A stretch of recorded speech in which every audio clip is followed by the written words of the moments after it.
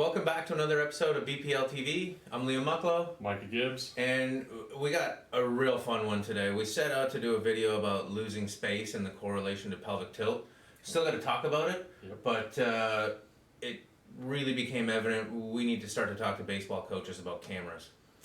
Yes. Yeah. So, it's something in the golf world that's been a major issue for years. We'll get to it, but let's take a look at the screen first. Sounds good. So I was, losing space when I'm swinging, my lower body shoving in towards the plate. So the first thing we got to do is understand what's the screen or most important screen for taking a look at it. So, Micah, who have we got here in the lab? So we got Peyton Woods. He's a Division I commit to Texas A&M out of a high school here in Louisiana. Cool. Pretty good player then. Yeah. And right here, Mike is working through pelvic tilt test. So like we usually do, first time we'll kind of demo it and we'll just see what they do. Like most good athletes, have never done it before. They're going to find a way to kind of make the body movement work. And then Mike is going to go through and be like, okay, now, let's keep the knees a little bit more stable. Let's keep the shoulders stable so we can, kind of try and isolate that movement and understand that lower core coordination. Really, really important to be able to have that independent motor control of pelvis and thorax in order to control the pelvis and leave space to properly deliver the bat. Let's take a look at how most everyone analyzes this. So pretty standard right here. We've got our down the line camera set up about inside edge of home plate. Gives us kind of just a general overall perspective of what's happening. Let's start to wheel forward to impact. All right, now we've got two pretty classic examples of losing space. Micah, who have we got on the left-hand side? So we have Blake Trahan, who is a AA player currently out of UL Lafayette. Pretty good hitter, we'd say then? Yeah, very good hitter. Yeah. And on the right, what do we got there? We have a local high school senior. Okay, and it looks like they're both losing space clear as day. Yep. So when we went to set this up, the next thing I did was check out the top-down camera. So let's wheel them back just a little bit there. Perfect.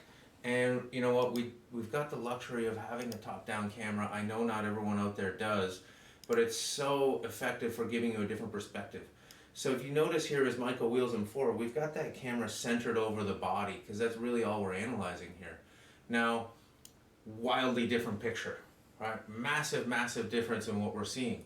So now it looks like Blake maybe loses like an inch instead of 6, 7, 8 inches. And when we look at Braden over here, it looks money, right? So let's go ahead and look at the dual camera view together, and holy smokes, what a big difference. Now, this is where it's so important for baseball coaches to understand how their camera works. The lens of the camera is curved, and actually the smaller the lens on the camera, the sharper the curvature. And what that means is as whatever it is you're filming gets towards the outside of the picture frame, that light is bent more, distorted more to get on that CCD chip in your digital camera.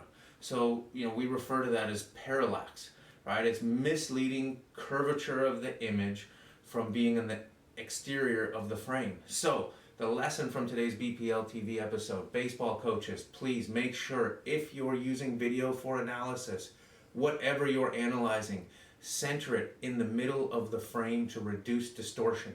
One other trick is increase your throw distance. If you work back farther and then zoom in on the filmed image, you will reduce the opportunity of this happening. And thank God we didn't go to try and fix losing space with these athletes, because when we got better perspective and better information, we could see they're actually not losing space.